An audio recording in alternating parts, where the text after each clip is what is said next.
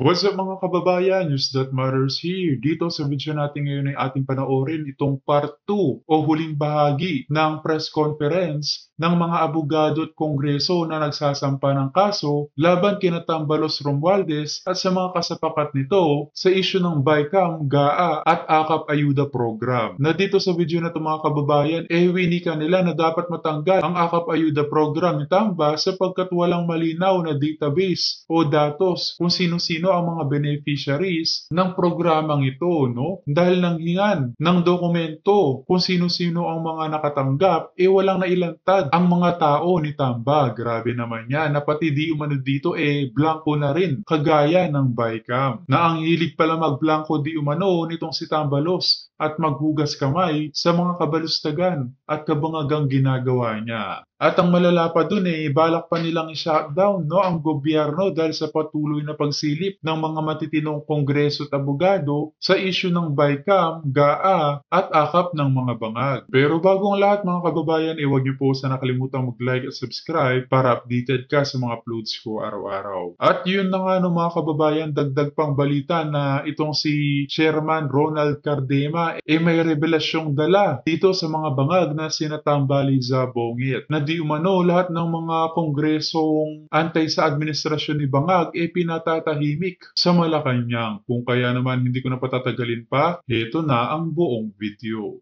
To proudly tell you, we are siding with President Rodrigo Duterte and Vice President Sara Duterte. Kaya nga ako natanggal sa National Youth Commission kahit fixed term ako. Dahil sumama ako kay Vice President Sara Duterte sa kanyang budget hearing, after 2 days pinalitan na ako. Imagine that, fixed term pero tinanggal sa gobyerno, di ba? Hi. Okay. John? Sir, good afternoon. Masama po sir loob nyo kay President Marcos na natanggal kayo. Alam nyo, hindi ako galit sa ninong ko, Bongbong Marcos. Naintindihan ko yung politika sa bansa. Pero masabi ko sa inyo, talagang Marcos loyalist kami. Nangangampanya kami and lahat ng effort ginawa namin dahil naniniwala kami kay Senador Bongbong Marcos at kay Pangulong Rodrigo Duterte. From 2016 to 2022, ang ating gobyerno ay full of appointees ng Pangulong Duterte na Duterte Cayetano. Noong 2016, Duterte Marcos talaga kami. So masabi ko sa inyo, yung pakiramdam namin nung tinanggal ako ni Pangulong Bongbong Marcos. Sa tingin ko sa buong gobyerno ng Republika ng Pilipinas, ako lang yung nakikipag-away sa mga makakaliwang kongresista. Lahat ng kaya ko itulong mula National Youth Commission, itinulong ko sa aking idol, sa aking ninong, Bongbong Marcos. Hindi ko naisip na yung magtatanggal pa pala sa akin sa NYC nung naupo na ay si Pangulong Bongbong Marcos. To think na he is the author of the NYC law.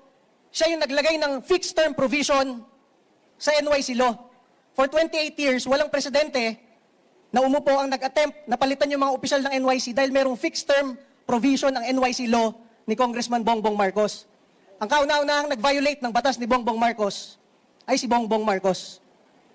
To think, napaalis na ako in 3 months' time, after paglilingkod ng 6 na taon sa National Youth Commission, wala kayong mahahanap kahit bahid ng korupsyon kahit piso sa NYC.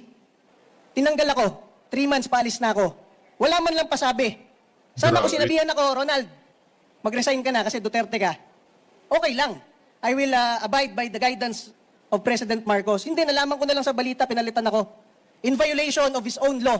Kaya masabi ko dyan, kung kayang baliwalain, labagin ng Pangulong Bongbong Marcos, yung kaisa-isa niyang sikat na batas, NYC law, what more for other laws and rights of the Filipino people? Yan masabi ko, yun ang sa loobin ko na hindi ko nasabi.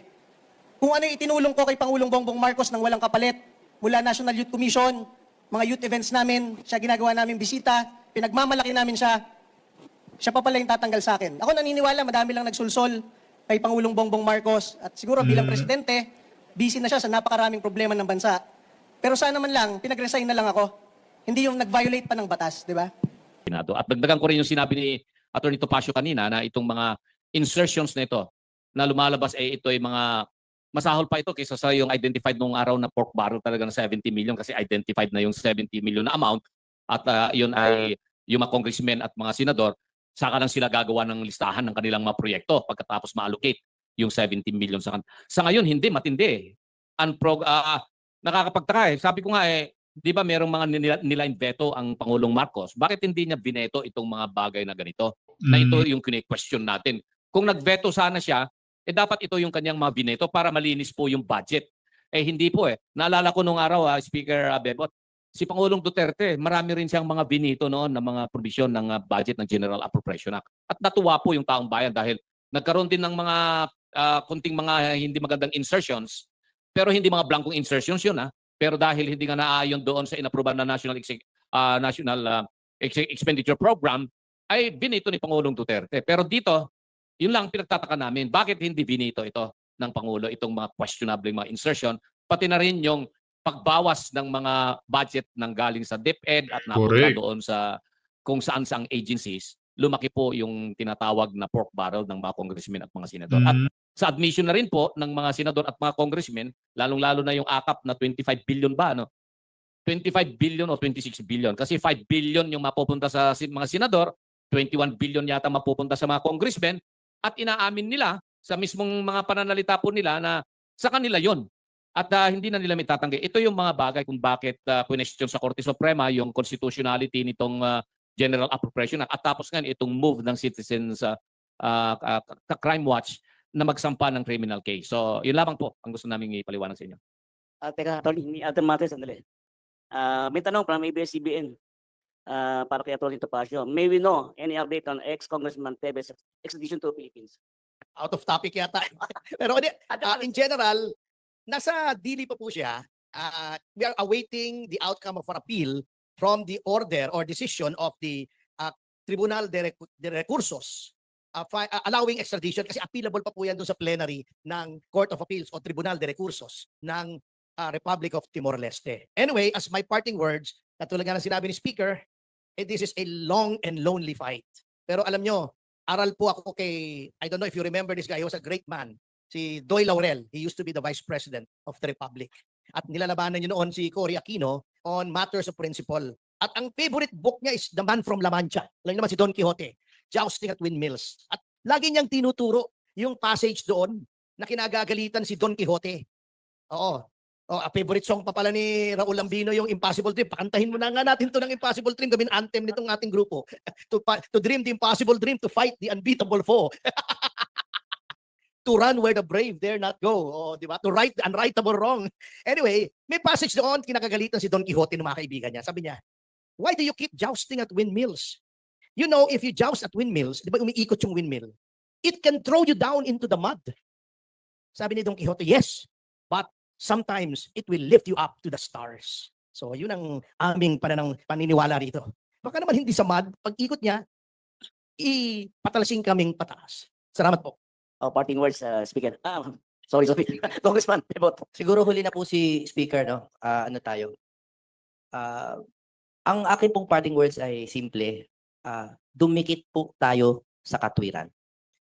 Nananawagan po kami na lahat po ng makakarinig nito mula ngayon, lahat po kayo ay makakarinig ng pagbabaluktot ng issue, mga kung ano-anong distraction, no?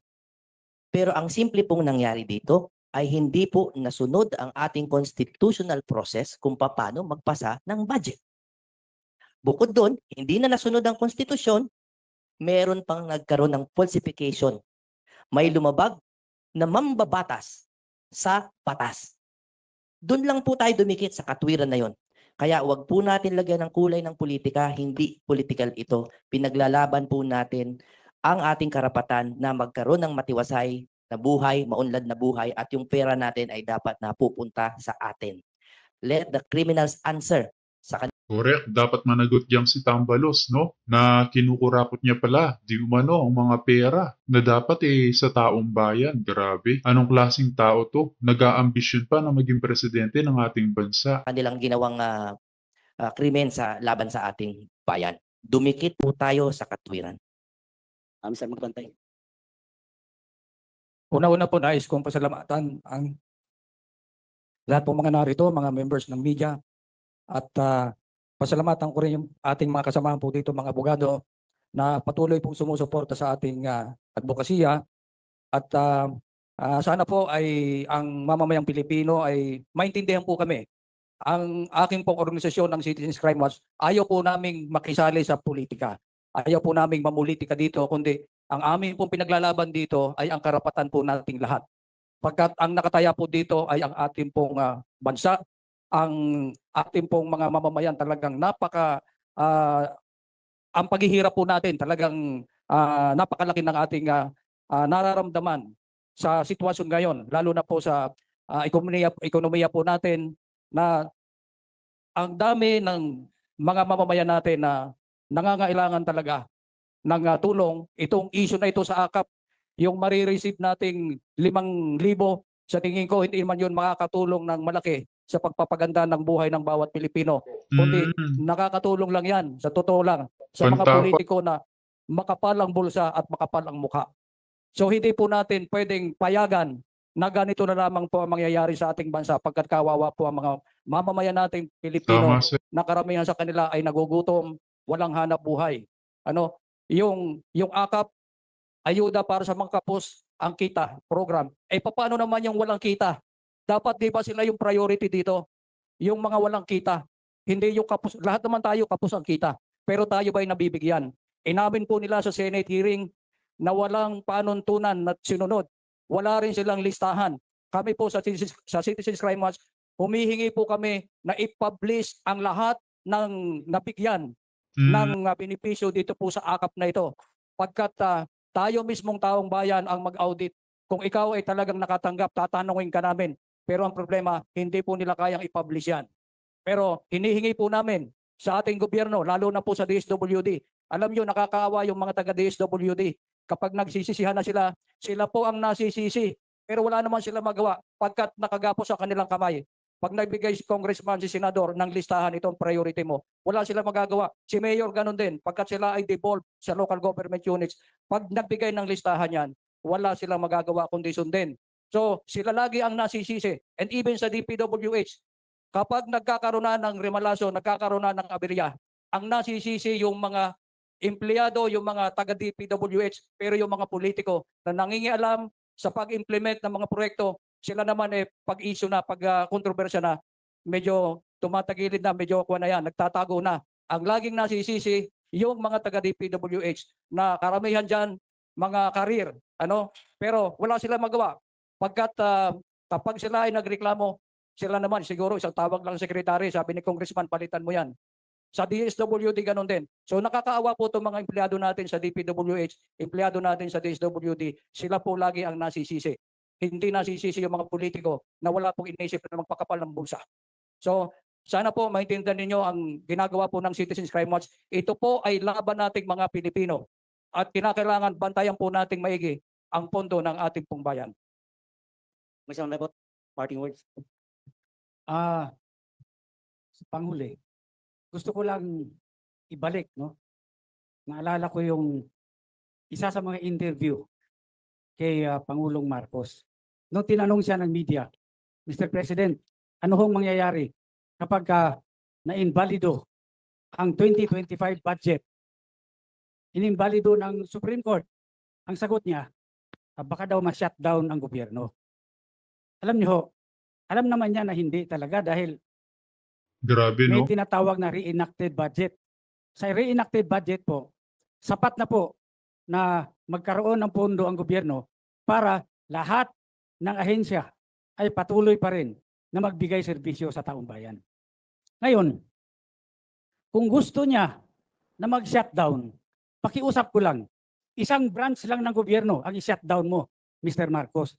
Yung legislative branch of government, yun lang i-shutdown mo, yun ang isara mo.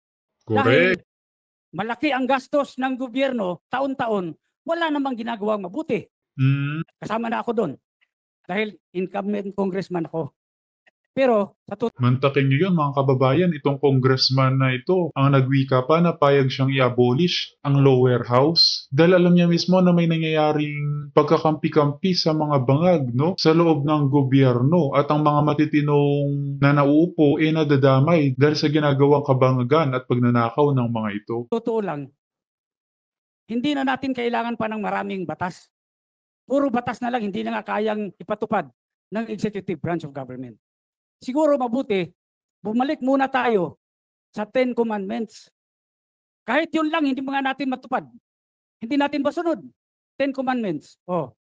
Bumalik lang tayo doon. Tama na yung Kongreso. Tama na yung mga batas na yan na hindi naman kayang ipatupad.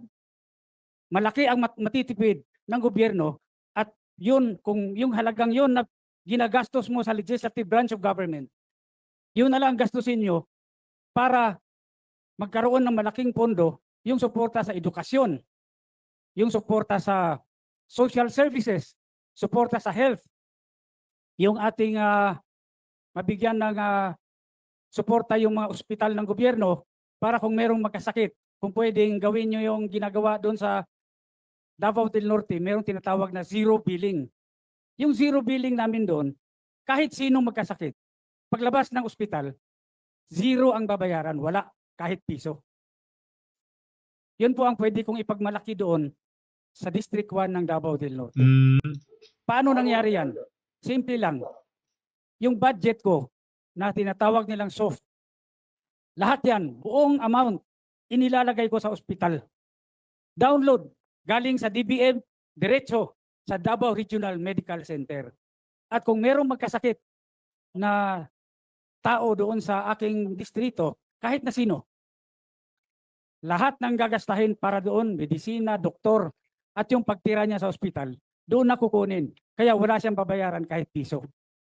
I-focus na lang natin. Maliit lang yung pera ng gobyerno, pero kung gamitin sa tama, malaki ang maitutulong sa taong bayan. So Mr. President, kung gusto nyong mag-shutdown, pakiusap ko, yung legislative branch of government, yun lang i-shutdown nyo. To proudly tell you, we are siding with President Rodrigo Duterte and Vice President Sara Duterte. Kaya nga ako natanggal sa National Youth Commission kahit fixed term ako. Dahil sumama ako kay Vice President Sara Duterte sa kanyang budget hearing, after 2 days pinalitan na ako. Imagine that, fixed term pero tinanggal sa gobyerno, di ba? Magandang hapon sa inyo. Ako po si Chairman Ronald Cardema ng Duterte Youth Party List. Hindi ko na kayo bobolahin. 1 linggo na kayo dito binobola ng iba't ibang kandidato. Yung iba kontraktor, yung iba artista, yung iba influencer, yung iba baliw, yung iba kung ano lang ang pinapangarap, mangurakot sa Kongreso. Kami po sa Duterte Youth Party List, kasama ko ang aming nominees, ang masabi ko sa inyo, hindi na namin kailangan mangako. Yung iba ginawa na namin sa Kongreso. Kay Congresswoman Cardema, in 28 years, siya ang kauna-unahang kongresista na nagbalik ng anti-NPA, anti-subversion bill sa Kongreso. Para ang inyong mga anak, apo, pamangkin ay hindi ma-recruit ng mga makakaliwang grupo sa kanilang paaralan at sa inyong komunidad. Ngayong kongresong ito, si Congresswoman Cardema uli, ang kauna-unang kongresista na nagbalik ng death penalty bill. Hindi yung kalokohang death penalty bill lang Nung panahon ni Pangulong Rodrigo Duterte, merong nag-attempt magbalik ng death penalty for drugs alone. Kasi yung presidente anti-drugs, para sumipsip ba? Ang death penalty bill ng Duterte Youth Party List ay sinasama na lahat ng ayaw nyo sa ating lipunan. Rapists, mamamatay tao, kidnappers, drug traffickers, heinous criminals, and plunderers. Walang mag-a-attempt niyang iba sa Kongreso at Senado. Tayo lang sa Duterte Youth Party List ang nagpasa niyan, ang nag-file niyan sa Kongreso. Bakit natin ginagawa yon? Naniniwala tayo yun ang gusto ng taong bayan. Ang Duterte Youth Party List, siya lang rin ang sumama kay President Gloria Arroyo at kay Congressman Pulong Duterte sa pagboto sa SMNI, isa niyong kasamang news outlet. At finally, ang masabi ko sa inyo, ang ating nominees ay mga tunay na youth leaders galing sa UP, sa PMA, PNPA, Philippine Science High School. Hindi lang yung nagtaas ng placard at natawag na youth leader. Ang ating mga kasamahan dito, kaklase ng mga tinyente, ng pulis at sundalo, kaya alam nila kung anong pakiramdam ng mga sundalo na ayaw sa pistok at gustong matapos na ang laban sa NPA. Muli, mula po sa Duterte Youth Party List, kami po ay nagpapasalamat sa opportunity ito. Maraming salamat po. Tanong po for the media.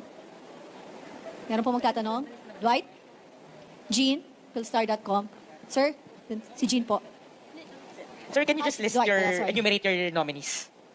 Congresswoman Cardema, who is a reservist officer, Vice Chair of Defense in Congress and is from UP.